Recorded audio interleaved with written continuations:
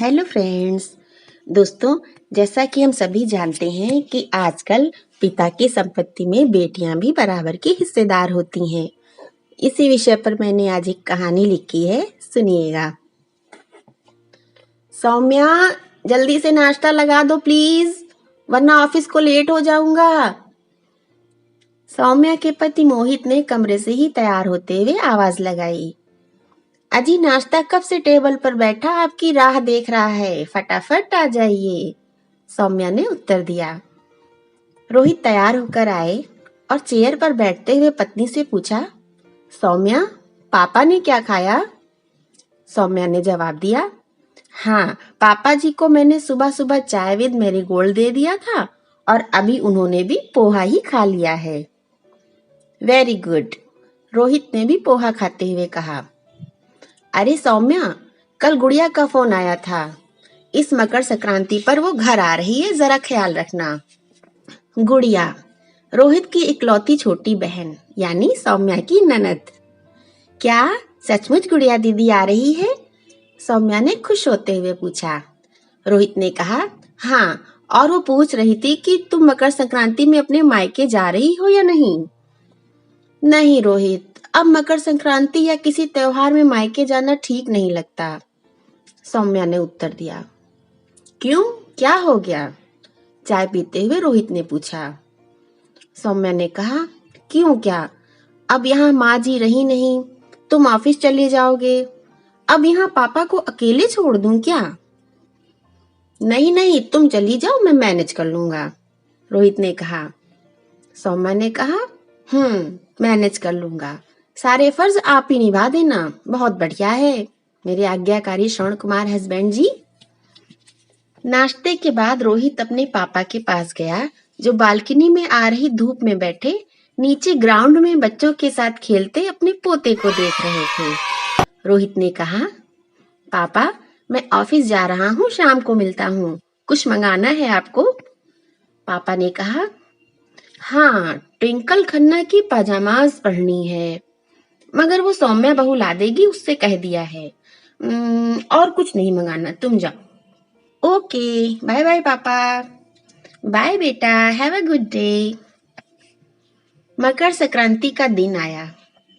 सौम्या की ननद गुड़िया मायके आ चुकी है।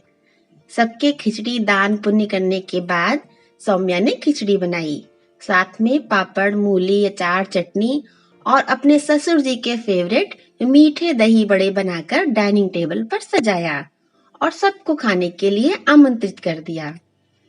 सौम्या के ससुर, पति और ननद गुड़िया के साथ सौम्या भी खिचड़ी खाने बैठ गई। खिचड़ी खाते हुए गुड़िया ने कहा, पापा, मुझे आपसे कुछ कहना है। पापा ने कहा, हाँ हाँ बेटी, कहो, क्या कहना है? गुड़िया ने कहा, पापा, मैं और रोहित दादा आपकी दो ही संतानें हैं, मेरे ख्याल से अब आपको अपनी वसीयत कर देनी चाहिए। अकस्मात निकली इस बात ने पापा, रोहित और सौम्या तीनों को चौंका दिया। ये क्या बात लेकर बैठ गई गुड़िया? रोहित ने टोका। अरे नहीं नहीं रोहित, ठीक ही तो कह रही है गुड़िया। हाँ बेटी, तू बोल आगे। पापा के स्वर में गंभीरता का पुट था। गुड़िया ने अपने भाई रोहित की तरफ देखा और फिर अपने पापा से बोली, पापा, मम्मी का जेवर हम दोनों को बराबर बराबर बांट दीजिए। और पापा, आपको तो पता ही है, अब कानूनन बेटी भी संपत्ति में बराबर की हिस्सेदार होती है। पापा ने कहा, हाँ बेटी, मुझे मालूम है, इतनी खबर तो मैं भी रखता हूँ। गुड़िया ने कहा, तो पापा, इस बार मकर संक्रांति में मैं खास इसी काम से आई हूँ। अच्छा, बहुत बढ़िया बेटी, तुमने बिल्कुल सही कहा, बेटी भी बराबर की हिस्सेदार होती है, मैं आज ही देखता हूँ सब कुछ, पापा ने हंसते हुए कहा। अगली सुबह गुड़िया ने देखा कि पापा कहीं जाने के लिए तैयार हो रहे हैं।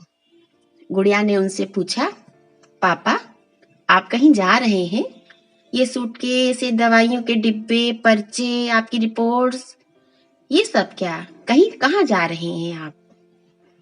पापा ने मुस्कुराकर अपनी बेटी की तरफ देखा और कहा, मैं कहीं और नहीं जा रहा। मैं तुम्हारे साथ तुम्हारे घर चलूंगा। वहीं रहूंगा 6 महीने। फिर अगले 6 महीने रोहित के साथ। ठीक है ना? पापा की बात सुन गुड़िया हक्की बक्की रह गई।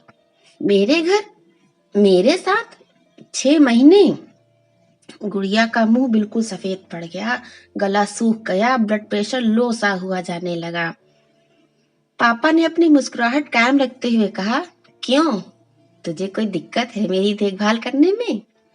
गुड़िया ने कहा, नहीं, हाँ नहीं। वो क्या है पापा कि मुझे आपका रूटीन नहीं मालूम है ना। आपकी दवाइयाँ, आपका परहेज मुझे कुछ भी नहीं मालूम है। कहीं आपकी तबीयत ना बिगड़ जाए मेरे घर में। पापा ने कहा, अरे वो सब तुम्हारे घर रहते रहते 2-4 दिन में ही तुम्हें पता चल जाएगा। उसकी चिंता मत करो। गुड़िया की घबराहट और भी बढ़ गई। लेकिन पापा, मेरे यहाँ आप ऊपरी मंजिल के फ्लैट में सारा दिन बोर हो जाओगे। यहाँ सब आपके मित्र हैं, आसपास सब बढ़िया है। पापा ने कहा, हाँ बेटी, यहाँ सब है तो बढ़िया ही, पर गुड़िया मैं चाहता हूँ कि। गुड़िया ने पापा की बात काटते हुए कहा, परवर कुछ नहीं पापा, आप बेकार में किसी मुश्किल में ना पड़ो। इस उम्र में अपनी सेहत के साथ कोई समझौता ना करो। पता नहीं मेरे यहाँ का पानी आपको सूट करेगा भी या नहीं। पापा ने एक लंबी गहरी सांस ली और कहा, अच्छा बेटी, जैसा तुम कहो। चलो, नहीं जाता तुम्हारे घर। पापा सामान को वापस यथास्थान रखने लगे। कुछ देर बाद, गुड़िया, ओ गुड़िया, चल आ जा। सब लोग आनंदेश्वर मंदिर दर्शन करने के लिए चलते हैं। आवाज देते देते रोहित अपने पापा के कमरे में मौजूद गुड़िया के पास आ जाते हैं। वो रोहित, दादा, दादा अंकित का फोन आया था। गुड़िया नजर चुराते हुए बोली, वापस जाना पड़ेगा दादा। रोहित ने कहा, वापस? इतनी जल्दी? 2-4 दिन और रुको। गुड़िया ने कहा, नहीं दादा, वो जाना जरूरी है, कुछ काम आ गया है। और फिर थोड़ी देर बाद गाड़ी में बैठकर जाती हुई अपनी बेटी को देखकर बालकनी में खड़े पापा मुस्कुराए और धीरे से बुदबुदाए, बराबर की हिस्सेदार। Thank you.